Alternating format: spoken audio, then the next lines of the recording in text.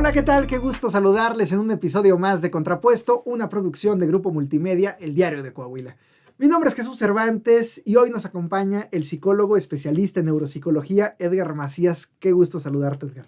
Muchas gracias por la invitación. Yo aquí encantado de venir a platicar con ustedes.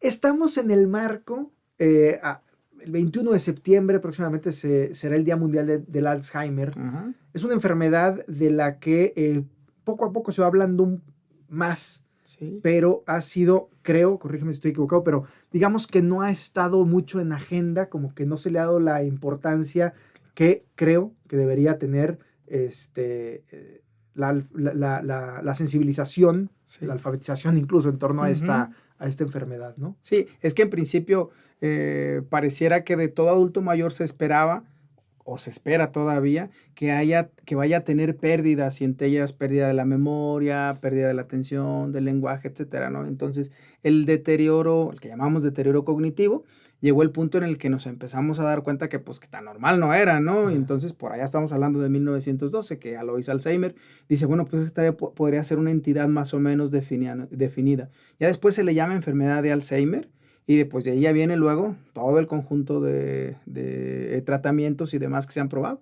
Hay otra cosa que contar, ¿no? Que nuestra población ha ido aumentando la esperanza de vida. Entonces cada vez hay personas de mayor edad y por ende luego pues empiezan a aparecer y aumenta la incidencia de casos de enfermedad de Alzheimer y de otras demencias, ¿eh? El Alzheimer, si bien es el que se celebra este próximo 21, no es la única entidad que va a tener un deterioro cognitivo mayor, pero sí es, digamos, la más representativa, quizás la más estudiada y quizás la que más preocupa.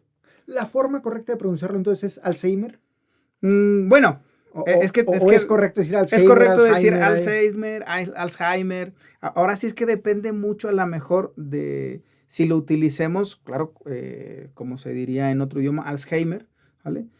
O si lo lees en español, Alzheimer. Ya, cualquiera de las cosas, yo creo que ahí sí no tenemos bronca para entendernos, ¿verdad? Claro. Oye, Edgar, definamos primero qué es el Alzheimer, ¿no? O sea, es una enfermedad, sí. cómo se llega a ella, se puede prevenir, sí. etcétera. Es una enfermedad, sí, cumple con todas las características de ser una enfermedad, en el entendido de que tiene una serie de cambios patológicos a nivel cerebral. Algunos van a estar dados hay una buena parte que tiene que ver con aspectos de genética, ¿vale? Aspectos de genética, la aparición de una serie de moléculas dentro de la neurona que empiezan a atacar, ¿no? Y que forman luego las placas seniles o vías neurofibrilares, que fueron los primeros descubiertos, que hicieron que el cerebro tuviera como ese aumento de surcos y demás, aumento de pérdidas neurales. Entonces, sí es una enfermedad como tal.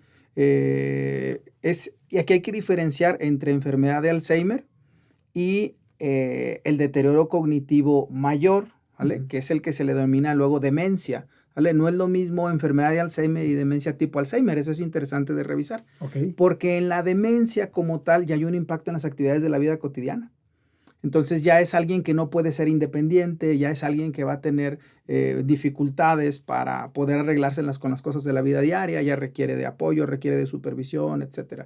Mientras que en la parte prodrómica de la enfermedad de Alzheimer, esto es antes de que aparezcan algunos, la gran cantidad de los síntomas y demás, son personas completamente, o digamos, con bastante buen nivel de funcionalidad, aunque ya esté gestándose y ya esté haciéndose el proceso de la enfermedad como tal a nivel cerebral. O sea, digamos que la demencia es como la fase final o la más grave. Sí, digamos la más complicada incluso de llevar, ¿sale? Porque son muchos cambios pues, en todos los niveles. ¿Siempre que se habla de demencia se habla de Alzheimer? No. Puede haber otro tipo de demencias, pero las más comunes son las que tienen que ver con infartos cerebrales. La demencia se llama demencia vascular. ¿Vale? Y hay otras más de demencia de cuerpos de Lewy, hay otra más relacionada, por ejemplo, con el Creutzfeldt-Jakob y demás, las enfermedades priónicas y eso. Es una amplia... Pero se le llama todo demencia, sí, porque comparten ¿qué? Lo que comparten es el deterioro cognitivo. En diferentes patrones, sí. Por ejemplo, a lo mejor el más clásico para el Alzheimer es donde se deteriora primero la memoria, es la que tiene mayor cantidad de deterioro, y se van a conservar quizás algunas de, por ejemplo, las funciones ejecutivas o, por ejemplo, las funciones del cálculo, la lectura, pero luego se empieza a dañar una más. Ya cuando es la memoria más una más, entonces ya empezamos a pensar que sí es un proceso degenerativo, ¿vale? Y que viene dado por la enfermedad de Alzheimer. Esa es una de las, digamos que esa es como que la parte clásica. Si hay otros dominios que van a estar quizás más cargados para el lenguaje, ¿vale? Que al final, para poder hacer el diagnóstico de enfermedad de Alzheimer, pues es prácticamente hasta el momento de que se revise el tejido y que se da con los componentes que están en la enfermedad de Alzheimer. Se tienen actualmente algunas técnicas también diagnósticas que se llaman con biomarcadores y demás, en los que se extrae, por ejemplo, líquido cefalorraquídeo, y del líquido cefalorraquídeo se obtienen algunos valores que podrían, vamos a decirlo así, confirmar que estamos ante un proceso degenerativo del tipo de la enfermedad de Alzheimer. ¿Hay diagnósticos erróneos en este sentido? ¿Es común que suele haber, no a través de esta técnica, sino de profesionales o no profesionales de la salud o incluso familiares que se atreven a decir, se aventuran a decir? Se aventuran a decirlo. Sí, hay una discusión como desde 2004, 2005 de la manera en la que se hace el diagnóstico, ¿vale? Entonces, pasó primero de ser una entidad que, por ejemplo, solamente entre el neurólogo o el geriatra luego definían y decían, no, pues que podrá ser Alzheimer, ¿no? Y entonces pasó de eso a ampliar la cantidad de exploraciones, y entonces ahora se incluyen biomarcadores, se incluye exploración neuropsicológica, se incluyen también pues algunos se llaman rasgos neuropsiquiátricos también, para determinar si estamos ante algo así, ¿vale? Y sí, en el pasado había algunos en los que se tenían el diagnóstico de demencia o de demencia tipo Alzheimer, le llamaban.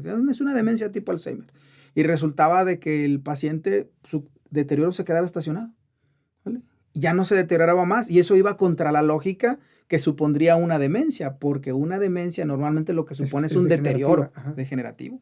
Sí, sí. Claro. Entonces sí hay, y yo creo que todavía ese es uno de los retos quizás más importantes, ¿no? El apoyarse en el diagnóstico. Por eso no es el diagnóstico de uno solo, ¿vale? Se va nutriendo de las otras técnicas y demás que se pueden hacer.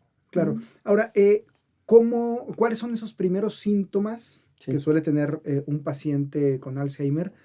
Y cómo distinguirlo de un simple despiste por la edad o incluso por la carga de trabajo. O sea, me parece que a muchos nos pasa que no estamos lejos de la edad adulta mayor, y de repente es esta palabra, ¿no? Sí, sí. Como una especie de, es como si la palabra no bajara. Ajá. Es un rasgo que le llama, está como, eso le solemos llamar anomia, ¿vale? Okay. Es como si el nombre no bajara. Bueno, a ver, una de las cosas que siempre primero se tiene que tener en cuenta, pues es el historial familiar.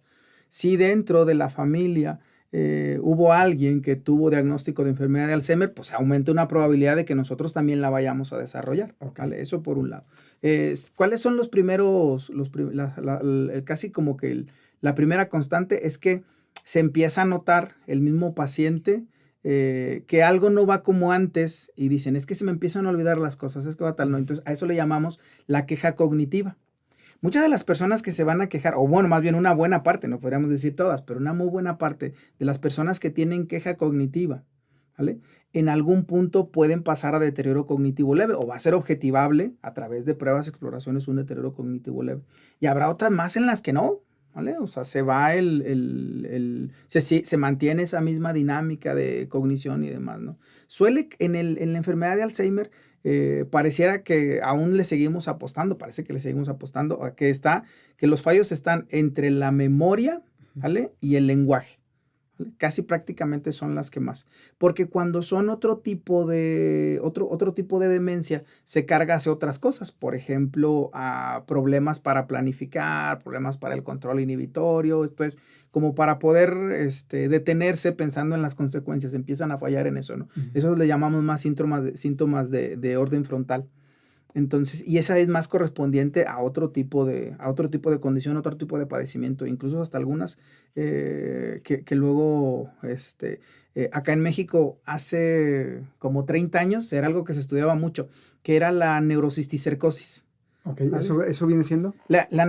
El cisticerco es un parásito ¿vale? Normalmente que se da por carne contaminada de puerco. Okay. Entonces, estos cisticercos, pues además de entrar a los intestinos, luego, intestinos y estómago, algunos iban a dar al torrente sanguíneo y entonces iban siguiendo toda la línea del torrente sanguíneo para algunos alojarse en el cerebro. Okay. Entonces, les decían una tenia, un cisticerco, ¿vale? O tener tenias, cisticercos en cerebro, pues parecía que lo primero que afectaban era todo lo que tenía que ver con esto del control del comportamiento, etcétera, ¿no? Eso era, ya a últimas fechas, yo creo que ya hay más control por la manera en la que se come carne, porque no es carne contaminada, ¿sale? Es carne contaminada, y por un parásito. Entonces, y claro, pues eso también daba otro tipo de demencia, vamos a decirlo así. O sea, decir demente es como es alguien que perdió su mente como tal, ¿no? Entonces perdió control en cosas como memoria, atención, incluso algunos rasgos de comportamiento, personalidad y eso. A eso se refiere con alguien demente. ¿Solo hay el riesgo genético o alguien que no tiene historia familiar lo puede desarrollar? Sí, es que sabes que luego sí hay cuadros en los que son los únicos que, o sea, son los únicos en la familia que han presentado rasgos así. Luego vienen los estudios de laboratorio y pues nada, resulta de que sí da positivo, etcétera, ¿no? A veces, y más bien, en una muy buena parte, va a ser un factor protector el hecho de tener actividad, digamos, que sea intelectual, cognitiva y estas cosas. Parece que eso da cierto valor protector. No es garantía tampoco, pero... Un hábito sí. De prevención sería estar activo intelectualmente hablando. Claro, sí. Hacer cosas de lectura, hacer cosas de charlas con las personas, combinar ideas, pintar, la música, tanto el ejecutarla como el escucharla, hace que nuestro cerebro se vaya manteniendo activo. Okay. Y ese mantenimiento de actividad, pareciera que al final el cerebro es como cualquier otro órgano de nuestro cuerpo, es que en la medida en la que está teniendo buenos nutrientes y está trabajando a un buen nivel, baja la probabilidad de que se deteriore, que se dañe. Ok, bien. Entonces, eso a lo largo de la vida, no hay que esperar a tener cierta edad. No, sí, no hay que esperar. Normalmente, ¿a qué edad suelen venir los síntomas? Mira, hay un aumento, exponencial, o sea, hay una mayor incidencia entre personas mayores de 70 años.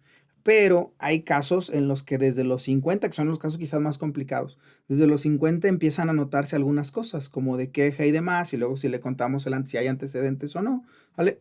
Y habrá algunos, yo me acuerdo hace muchos años me tocó ver a alguien de 54 años ya en un estadio de deterioro muy avanzado, ¿vale? Ya prácticamente con muy pocas partes del lenguaje, ya con muchas dificultades, incluso para poder hacer una charla así sostenida con alguien más, ya muchas dificultades para darle nombres a los objetos, y estamos hablando de alguien de 54 años. Sí, joven, muy joven. Sí, muy joven. Pero de ahí más yo creo que la mayoría de los casos van a estar detectados entre los 60 y 70 años.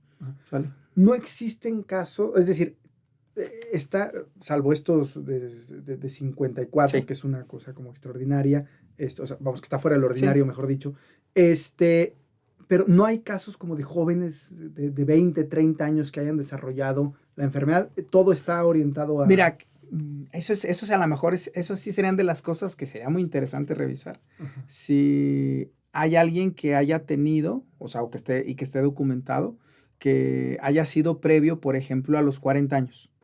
¿Vale? Previo a los 40 años. Sí, eso sería a lo mejor una de las cosas. Ahora sí que para el próximo año, si me invitan al podcast, seguramente lo daré. Bueno, ¿cuál es ahora sí que digamos, el caso más joven? Sí. Que digo, no estaré, al parecer no podrías estar exento. ¿Vale? No podría estar exento porque bien pareciera que si bien el proceso de desarrollo del cerebro, pues, cuando empezamos con un cerebro que está bien formadito, pero muchas partes no funcionan, ¿vale? Conforme se van avanzando en edad, se va madurando, ¿no? Entonces va haciendo procesos de mielinización y demás.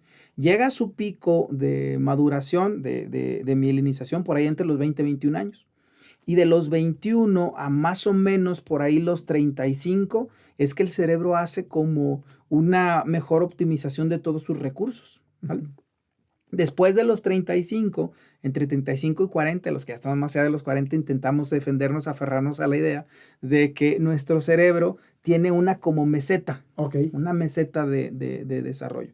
Y que después de los 45, pues nos empezamos a notar que hay cosas que ya nos cuestan más, ¿vale? Cosas a lo mejor como, de si antes yo no tenía problema en tener 7 u 8 asuntos a la par, moviéndolos y haciéndolos en multitask y estas cosas, ya después de los 45 como que me cuesta ya un poco más, ¿no? Y entonces ya tengo que recurrir, que sea tener todo anotado, que sea dejar registros, hacer más sistemático, ¿vale? Esa es como que la apuesta. Pero yo no tendría la garantía de decirte, mira, no, sí, o sea, el más joven es el de tal edad, ¿vale? Sí, porque te digo, al que a mí me ha tocado ver, él empezó a los 50 y para alrededor de los 54 ya estaba con más, deterioro. El patrón pareciera que se extiende cuando menos a 20 años, pero los primeros 6 años suelen ser bastante funcionales, ¿vale? Y entonces muchos de ellos se quedan en deterioro cognitivo y ahí no nos animamos todavía a decir que es un tipo de demencia, sino hasta que vamos comprobando que efectivamente se va deteriorando, ¿vale? Claro. Y ya llegando a los últimos, quizás los más complicados es cuando están en un proceso más intermedio, ¿vale? Porque es cuando luego tienen todavía la voluntad, la fuerza de moverse, ir, estar y eso, pues sí, nomás que se nos pierden, pues sí, nomás que luego de repente ya fueron y se metieron en algún problema o ya, sí. Claro. Ahora, la familia es la que finalmente también, voy a utilizar la palabra sufre, ¿no? Con sí. Estos casos, la pasa mal. ¿Cómo suele trabajarse desde la salud mental, desde la psicología? Se recomienda que la familia se acerque para conocer de la enfermedad, para conocer cómo tratar a su familiar y demás. Sí. Es que ahí lo complicado es siempre la sobrecarga que se tiene por el cuidado. Entonces, en una sobrecarga de cuidado, a ver, pues estamos también conscientes de que nuestro país no tiene un sistema, ¿vale?, que permita la atención de adultos mayores de un modo en el que haya casas de retiro y demás, etcétera, ¿no? Eso la mayoría no y además no tiene muy mala fama en el sentido de, o sea, no que lo hagan mal las casas de retiro, sino como que en general es mal visto por la sociedad. Lo estás dejando ahí, en ¿no? el asilo, ¿no? O sea, que además se le pone este nombre. Sí. En otras culturas no necesariamente se ve así, ¿no? No necesariamente, pero en el caso de México, el hecho de que la familia pues tenga que entrar al cuidado, pues implica un montón de cambios. Y sí, yo creo que el principal es entender bien la enfermedad, ¿sale? Porque luego llegará el punto, estando en fases más de intermedio o casi para pasar a grave o severo, que pues prácticamente tu familiar te va a recordar o te va a mentar la madre. Y eso luego, pues claro, es muy complicado para un hijo estar recibiendo ese tipo de insultos y demás, ¿no? Y mientras los familiares no entienden que lo que pasa es que pues, es la enfermedad, o sea, lo que está hablando es la enfermedad, o sea, no es que intencionadamente tu paciente quiera que te sientas mal, ¿vale? Es la enfermedad la que está pasando, ¿no? Entonces, sí conviene mucho luego que se aumente la red de apoyo, que no sea la sobrecarga de uno solo, ¿vale? Porque a veces que no caiga en el hijo o en la hija. Eso, sí. O a veces hasta en la esposa. Yo qué sé. Claro. A veces hasta en la esposa o en el esposo. Entonces nos ha tocado ver casos en los que quien está al cuidado es el esposo. Y pues claro, entre muchas otras cosas, había un cuidador que me decía, bueno, pues es que ella era la que se encargaba de todo lo que tenía que ver con la casa, dijo, y ahora pues es que ya no lo puede hacer. Dijo, y mejor que no lo haga, dijo, porque cuando intenta hacer algo, luego, pues estoy con el pendiente de que si se va a poner a cocinar, de que si cómo cocina, de qué le echa y eso, porque claro, ya entre no identificar los ingredientes, etcétera. Claro. Sí, luego es de mucha sobrecarga, ¿sí? Yo creo que es una buena parte de entenderlo para los que no estamos inmersos en eso, o sea, que no estamos como cuidadores de un adulto, entender que están sobrecargados y entonces conviene que la red de apoyo, o sea, el resto de los familiares que participan, luego le permitan al cuidador principal, al que tiene quizás la mejor carga, tener unos espacios en los que se pueda dedicar a otras cosas. Claro. Porque luego viene otra parte que para los cuidadores es muy complicado, cuando viene el deceso del familiar, ¿vale? Y si habían estado dedicados todo el tiempo al cuidado, créeme que el duelo lo pasan complicado. Sí, ¿Vale? que uno es de afuera y se escucha mucho, ¿no? Sí. Luego en este tipo de, en los velorios Sí, sí. o días después de los velorios, bueno, ya está descansando. Sí. No me refiero a quien muere, sino a la persona, al cuidador, Sí, ¿no? pero... O sea, sí, pero también le quitaste su rutina, ¿no? Claro.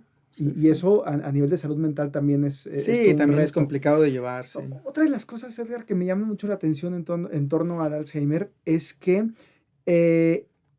lo que tiene que ver con la identidad. O sea, Ya, uno sí. es, entre otras cosas, uno es las actividades que hace, Sí. ¿no? Ajá. En mi caso, venir aquí a la radio, ¿no?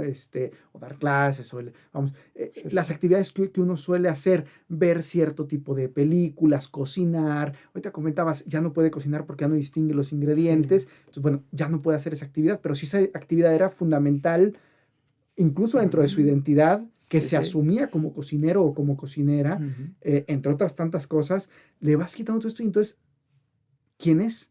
Sí, sí, ¿No? sí. Y esa es como la gran pregunta. Y Sí. he escuchado también a familiares que dicen, es que mi papá ya no es mi papá. Sí.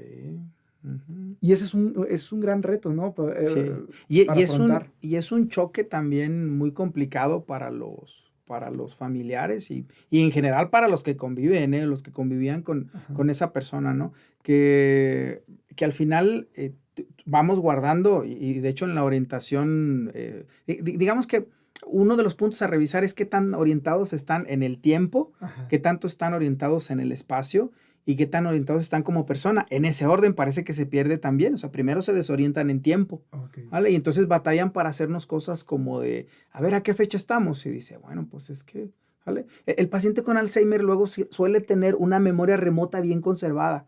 Okay. ¿Vale? Y la que se O sea, lo afecta que más es lo pasó reciente. en Sí, 1980 te lo eso te puede lo puede decir. decir a detalle. Okay. Sí.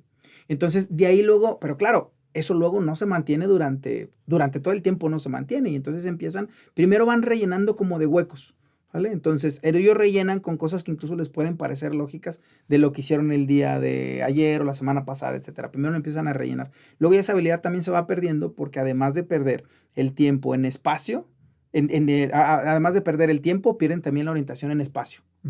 Y por último, y que es luego la más complicada, es la orientación en persona. Y en la orientación en persona, sí, efectivamente, habrá algunos casos de pacientes con demencia que se la andan haciendo de bronca al que está de aquel lado y lo que tiene es un espejo. ¿Vale? Entonces, y claro, luego el tranquilizarlos, porque claro, lo que cuando ellos... ya no reconocen a sus familiares, ¿no? Sí, sí. Eso de que no reconozcan a los familiares también es un asunto muy complicado, ¿vale? ¿Cómo no? Porque luego, pues sí, entre el desarrollo de esta afinidad por las personas, lo ser emocionalmente cercano y eso, pues conforme no lo reconocen, lo empiezan también a perder. ¿Sí? Y sí, la verdad es que es una enfermedad en la que efectivamente a últimas fechas pues se van haciendo más cosas, pero pues aún falta mucho por trabajar en cuestión de que entendamos bien el padecimiento, en el que nos demos cuenta que pues en algún momento nos puede llegar a tocar o en el número de cosas. Yo a tono de broma con mis estudiantes de la Facultad de Psicología, que vemos psicobiología de la conducta, le llevan técnicas de evaluación de neurociencia y así nos vamos, ¿no? Entonces le digo, oigan, ustedes tienen que aprender esto, ¿sale? Le digo, porque cuando ustedes tengan mi edad, yo voy a andar en alrededor de los 65, 66. Y digo, entonces no quiero estarlos regañando, o sea, en la consulta porque no me estén explorando bien, ¿no? Ajá, Entonces, claro. Y sí, es el entender el padecimiento, entender qué es lo que pasa con la familia y sobre todo luego facilitar pues el trabajo de los especialistas, que pues aquí se involucran el geriatra, el neurólogo, a veces también tienen que entrar trabajadores sociales, incluso el psicólogo clínico, además del neuropsicólogo, porque son muchas cosas las que hay que tomar en cuenta. ¿Qué recomendaciones para los cuidadores, para las cuidadoras de personas con Alzheimer?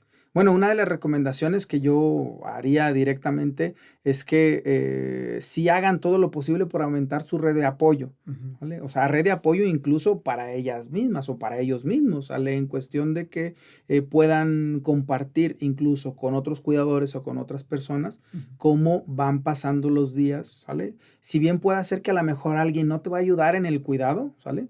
Pero el compartir lo que te va pasando te puede ayudar a mantenerte un poco más tranquilo. La cuestión de también atenderse es importante porque imagínate que tenemos un cuidador que se nos enferma, pues ¿qué pasa con el paciente con enfermedad de Alzheimer? ¿Sale? Al cuidado de quién se queda, ¿no? O sea, por eso es importante no una persona, sino una red de apoyo. Buscar hacerlo en red. Sí. Que suele ser común que si está el esposo o está la esposa o está el hijo o la hija más cercana o la persona más cercana, ¿no? Sí. Que sea la que lleve más carga, pero al final que no sea la única, ¿no? Claro. Y que pueda ser sustituible, en el mejor de los sentidos de la palabra, por alguien más ante cualquier contingencia. Que puedan ser contingencias incluso hasta momentos así particulares, ¿no? O sea, es como luego cuando se tienen, por ejemplo, nietos y demás, es saber, puedes venir a estar 1 hora aquí, ¿sale? 1 hora aquí al lado de tu abuela, de tu abuelo, si quieres, mientras él duerme o mientras está leyendo algo o mientras le estás leyendo algo, ¿sale? Para yo tener un momento de ir a despejarme, a hacer otra cosa, de sentarme a ver una serie en la televisión o ponerme a jugar ajedrez o ponerme a jugar unas cartas o incluso hasta tomarme una cerveza, hombre.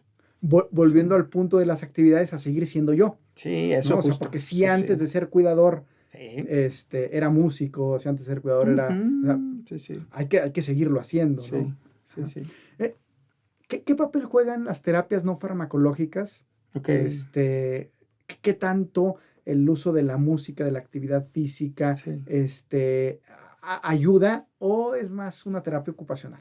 A ver, bueno, es que aquí, ya ves que decíamos hace rato, pues el cerebro se va ejercitando de diferentes maneras, ¿vale? Entonces, buscar una forma de ejercicio que puede ser a través de estimulación cognitiva, rehabilitación cognitiva, que aunque en los cuadros de demencia más le vamos a decir que es un tipo de estimulación.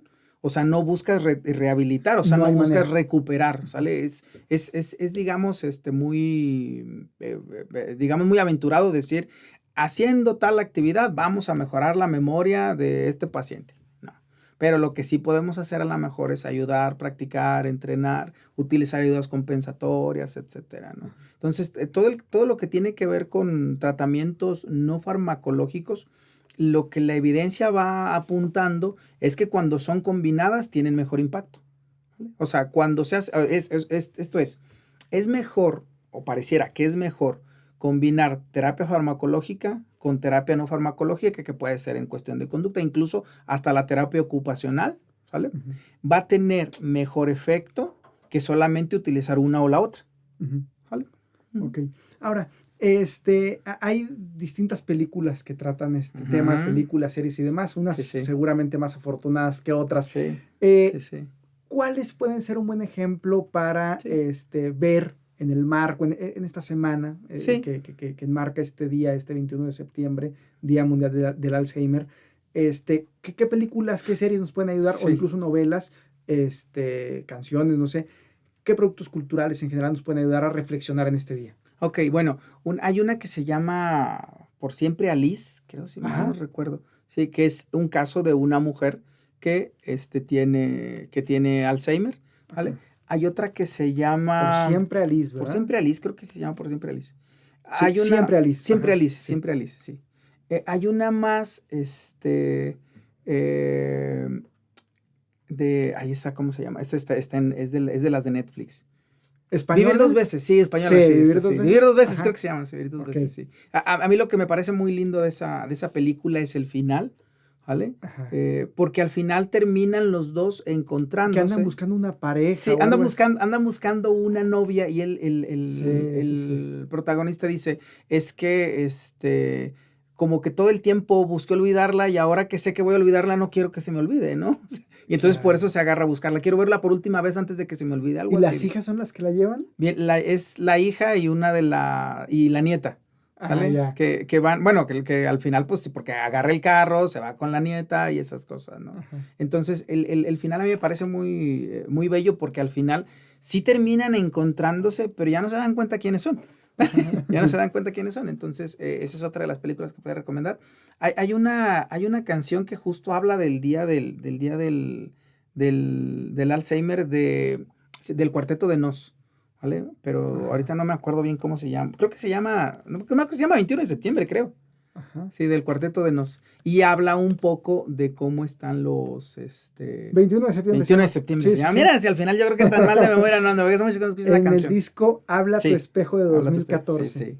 Sí, esa puede ser otra de las Mira, recomendaciones para ver. Y yo creo que en general hay un montón de referencias en cuanto a cómo, ¿sale? En cuanto a cómo se van perdiendo algunas facultades, ¿vale? Y cómo luego pues vamos lidiando con ellas, ujú. ¿vale? Sí, pues, Entonces, llegamos en esas nadaríamos más o menos. ¿algún mensaje final para dar particularmente a los cuidadores, Sí. a las personas que están alrededor de la persona que padece esta enfermedad? Que bueno, lo principal es mencionarles que su familiar está si está en una condición en la que va requiriendo cuidados, ¿sale? Sí es necesario el buscar el apoyo profesional, sí es necesario también dedicarse tiempo a sí mismos y sobre todo luego yo creo que la principal recomendación hacia los cuidadores es que se alejen todo lo posible de sentir culpa. Okay.